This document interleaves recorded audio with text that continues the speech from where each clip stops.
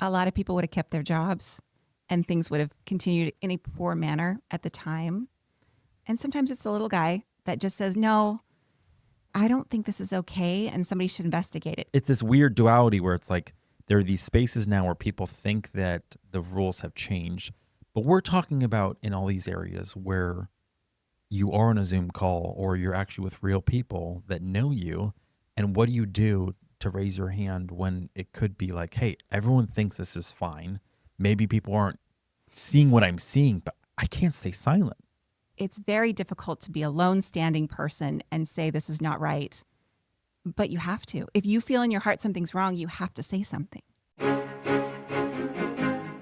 Welcome to the Authentic Dentist Podcast. Join Dr. Allison House of House Dental in Scottsdale and Shawn Zajas, founder of Zajas, as they lead dentists deeper along the journey of authenticity to reach greater fulfillment in their professional lives and to deliver remarkable patient experiences. So this episode, I think, is going to be really helpful for anyone that might be similar to you and I, Dr. House, that has a high degree of agreeableness, where the challenge might be to either stay in your truth when it might not lead to a peaceable outcome. The challenge of maybe either in the context of leadership or just, again, being truthful. I don't know. Maybe it's not in the business sense. I don't know. Maybe this is going to get a little too abstract, but let's just start with the leadership side of it. I think as leaders, you want to be popular. You want people to like you. And I have that high degree of agreeableness as well. I really want people to like me and for me to be, socially acceptable. But in order to be a true leader, if something comes up and you have to say no, you have to say no and you have to speak your truth. And I've run across this past week, and it was really hard for me. I really hate conflict. I really hate confrontation, but it had gotten to the point where I needed to speak up and be truthful and question. Oh, it's so hard to do that. And I've done it on a number of occasions in my career, especially with the American Dental Association and the Arizona Dental Association. Honestly, that's how I became the president in 2015, is because when 2011, I spoke up and said, these numbers don't make sense at one of the House of Delegates meetings. And it was one of the hardest things I ever did to get myself up there and say it. But once I did, it mattered. It was a big deal, and we needed to fix it.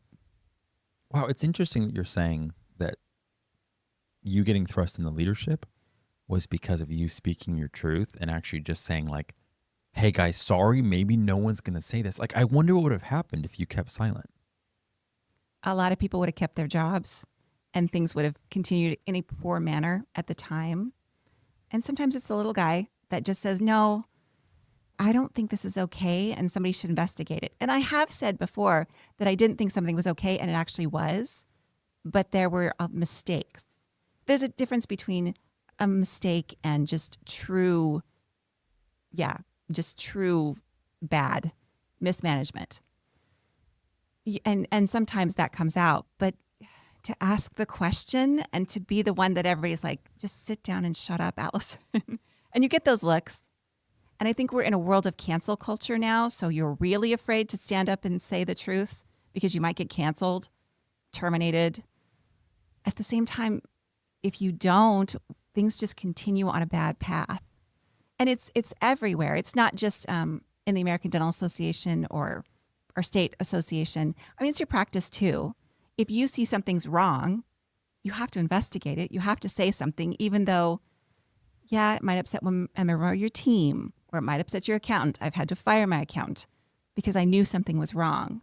I didn't like that. It was a bad confrontation, but I'm a leader and it's my job. Okay, so I want to get back to this specific incident this week, not like names and everything, but before that, I think there's something very strange about the fact that people by and large are more aware socially of whether or not they want to disrupt or raise their hand, in a business sense. In person, that's still very real, but online, it's the complete opposite, right? It's like you have all these really tough guys, really bold. They don't mind saying anything that could be disruptive or conflict oriented. But then the second, we're still in real places with real people where there's accountability, right? Accountability where it's like, oh no, you're on this committee or where you're with other, it's like your reputation matters. And I think it's still interesting that there is that. I think your reputation matters online as well. But I do think you're allowed, what is it, a keyboard warrior? You're allowed to say things and be negative online that you would never say to somebody's face. Well, and it depends the platform. Like I'm not personally on Reddit, but I guess the whole point of it is it's anonymous. It's anonymous. You can be rude and obnoxious. So there is no reputation there aside from maybe what your persona is that you created. I guess if you're the person that picks the fight and you're the people's champion, then I guess you have to keep that. But you're right. As far as like, there's no long-term consequence to your name linked there. So it creates this weird thing where no other time in history could that have happened. What did Mike Tyson say? There was always a risk of being punched in the face if you're next to somebody. Online, there's no risk of that. And so you can just say whatever you want. Yeah, and then you have the same people doing that actually in vehicles, thinking, oh, I'm in a vehicle, I'm safe. And all of a sudden now there's these crazy instances of road rage where people literally will kill someone else because they think they're like, well, no, I'm safe. I'm in this place. I'm in my vehicle. No one's going to freak out. So it's this weird duality where it's like there are these spaces now where people think that the rules have changed. But we're talking about in all these areas where you are on a Zoom call or you're actually with real people that know you. And what do you do to raise your hand when it could be like, hey, everyone thinks this is fine. Maybe people aren't seeing what I'm seeing, but I can't stay silent. And it's really hard. And the peer pressure of everyone around you saying, no, this is fine, just be quiet. It's really hard to overcome and say, no, there's something wrong. I know there's something wrong.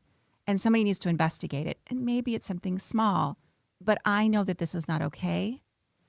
And it's very uncomfortable. So this week, was it premeditated? Meaning, did you know, okay, in this meeting, this is what we're going to talk about. And I know because of everything leading up, I'm probably going to have to say something.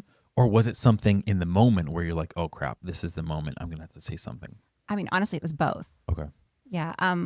There's just a report that didn't make sense to me. I couldn't get a straight answer. And so I had to bring it up in the meeting. And at the same time, something came up in the meeting. And then I'm like, ugh, I am just like the little negative Nelly over here.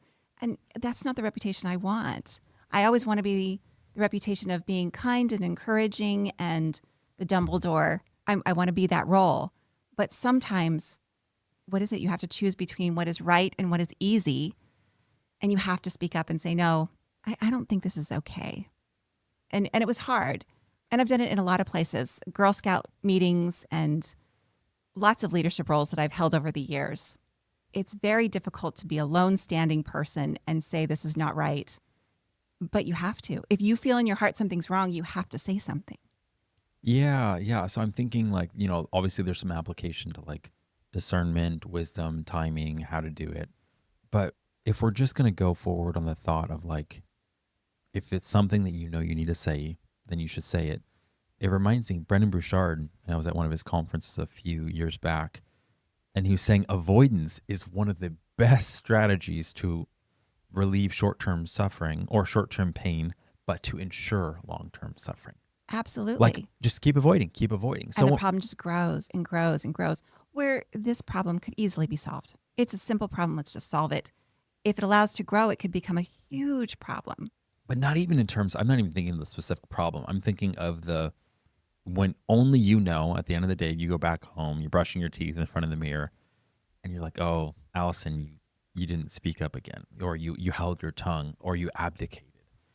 That's where it's like little by little, you can't keep voting to your own identity, some like vote of no confidence, because you start losing your own respect. Hey, you're out of alignment. That actually is a lack of integrity. Because you should have said something, but somehow you rationalize it, you justified it. And this is like hitting me between the eyes sometimes because in light of the greater good, sometimes it's like, oh no, but there'll be more peace, but it's just short term. I'm looking at the short term. And that's why we just listened to something from Jordan Peterson. And the challenge he had was, over what time frame are you evaluating the greater good? Because if it's in the short term, you can probably talk yourself out of staying quiet, not rocking the boat. But if you're thinking not just long term, of the situation, but long term with your reputation. Do you want to be known as the person that, I don't know, people don't really know whether Allison's going to be honest, or you know what? When Allison's in the meeting, we know she's going to play straight with us. She's not going to hide anything. She's not going to BS anything. So we can trust her. You can trust me. And you can also trust that I'm going to be a problem. So sometimes they don't want me there because I'm going to point things out. But yes, you can trust me because I'm going to be paying attention to all the details. Jordan Peterson said something else in that clip that I thought was so important. He talked about, at what point do you feel safe speaking up? And he talked about, is it in your 20s? Well, no, because I might not be able to get hired. And okay, now I got hired. Can I speak my mind? No, because I haven't gotten this promotion yet. And when you finally get to a point where you feel like you have the ability to say what you want to say, I mean, you're so much older. You haven't been honest the whole time. It's difficult for you to come out and say something different than you've been saying for the last 30 years. So you really have to be yourself from the beginning and speak your mind. And yes, you may not get the job, but you'll get a job in some place that people value you and you can be yourself the whole time. And that's important. You want to be yourself the whole time, your whole career, and not hide. Yeah. So even as you're saying this, I'm thinking back to like everything we talk about with authenticity and the way it shows up in a brand and how you're just wanting to bet on yourself and you might as well just own who you are.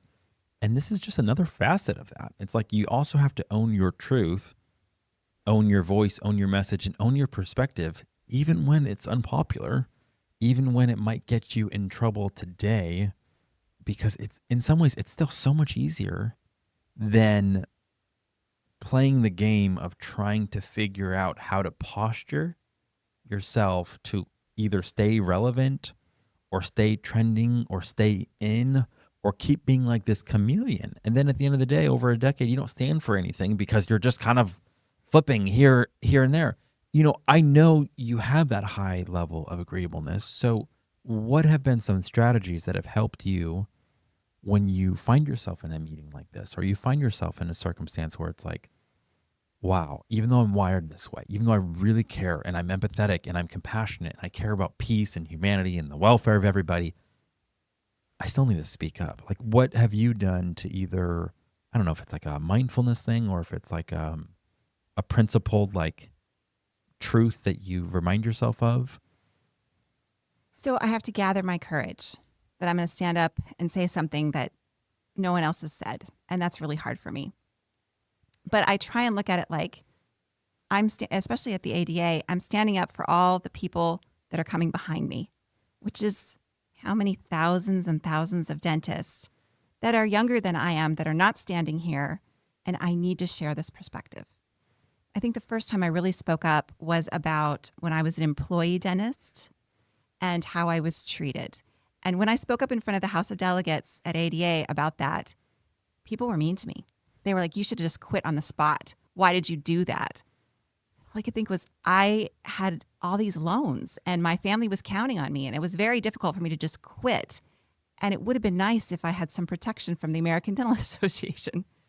So I really got harassed. And at the same time, I felt like, if I don't say this, who is going to say this? Will it be another 10 years before somebody can stand up and say, this is going on and it's not okay?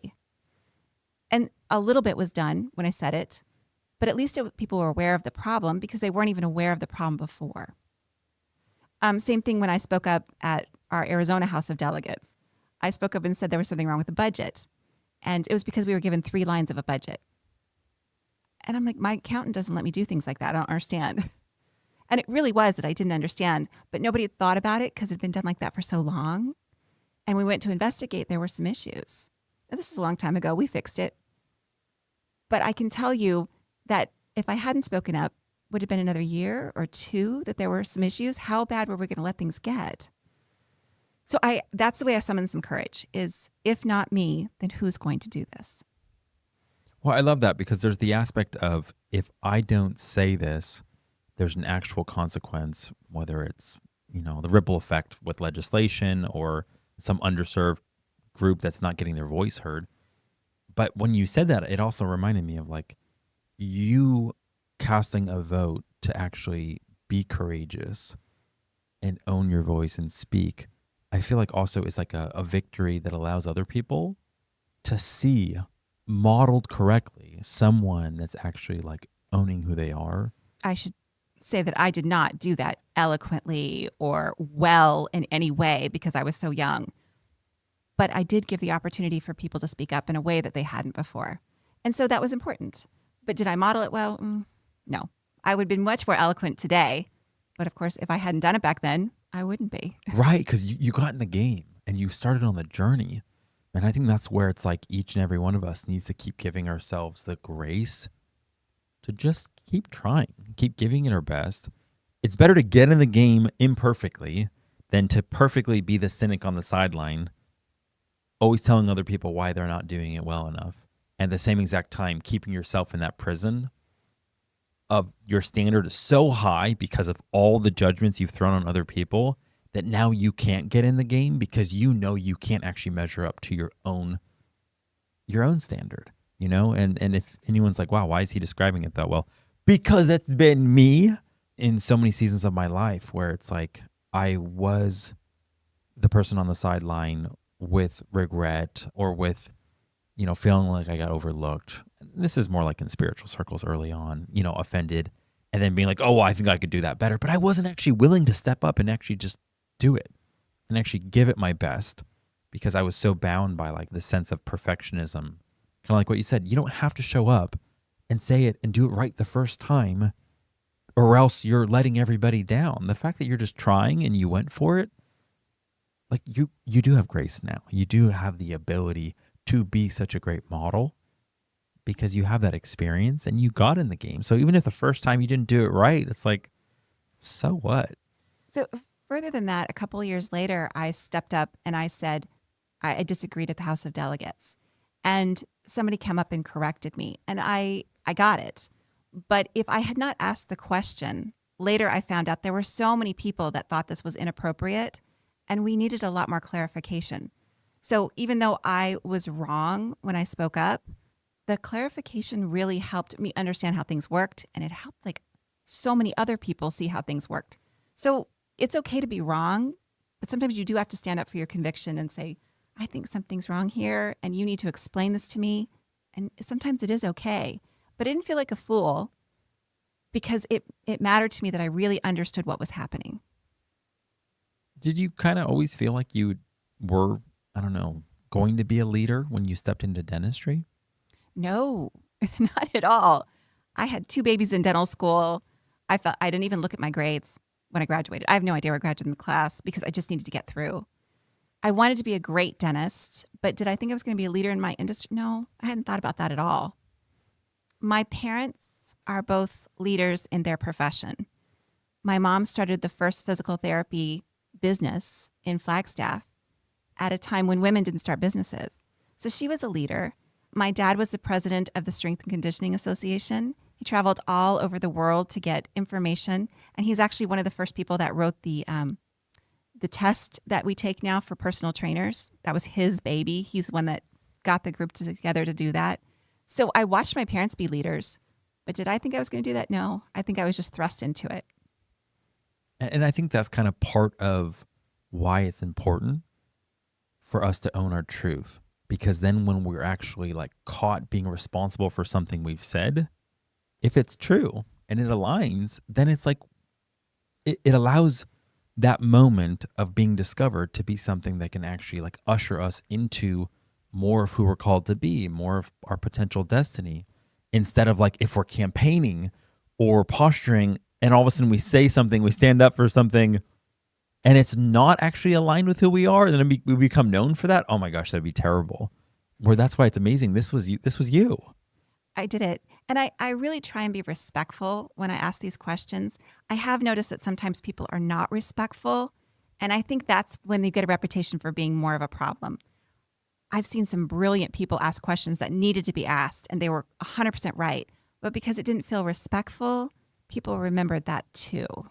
So you have to be respectful when you ask the question, but you always, as a leader, you have to stand up and say when you feel like something's wrong, whether it's talking to your lab or your accountant or at the American House of Delegates.